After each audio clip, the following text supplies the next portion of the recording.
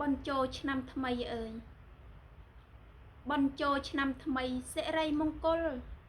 តែបើឃើញយល់សង្វេគអស្ចារ្យជុំគ្នាលេងបៀទទួលទេវតាក្លែមសាច់ផឹកស្រាទទួលឆ្នាំថ្មីក្រមុំគប់ទឹកតម្រង់កំឡោះបុរសបន្លំចាប់ប៉ះស្រីស្រីគប់កិច្ចចោះឡើងជួបនឹងគ្រោះភ័យតើចូលឆ្នាំថ្មីសេរីត្រង់ណាបនចូលឆ្នាំថ្មីដែលប្រពៃពិតជួបជុំញាតិមិត្តមេដាបៃតាជុំគ្នាដាក់បាតស្ដាប់ធម៌ទេសនាចម្រើនមេត្តាដល់គ្នានឹងគ្នាត្បិតពេលឥឡូវមានតិចតួចណាស់អាចស្លាប់ប្រត់ប្រាស់គ្រប់ពេលវេលាម្យ៉ាងក្មេងឥឡូវច្រើនមិនសូវជាគ្រោះថ្នាក់ក្រុមគ្រាស្លាប់ច្រើនជាងចាស់ព្រោះតែភ្លើតភ្លើនភ្លៀងភ្លាត់ស្មារតីទាំងប្រុសទាំងស្រីពុំសូវអៀនខ្មាស់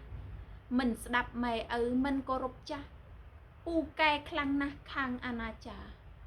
អ្នកនាំវឹកវរបង្កចំនួនអ្នកនាំរងគ្រោះដល់ជាតិសាសនាស្រុកភូមិវឹកវរព្រោះក្មេងរិស្យាមេដាបៃតាខ្លោចផ្សាព្រោះកូនសូមចូលឆ្នាំខ្មែរប្រែមានរស្មី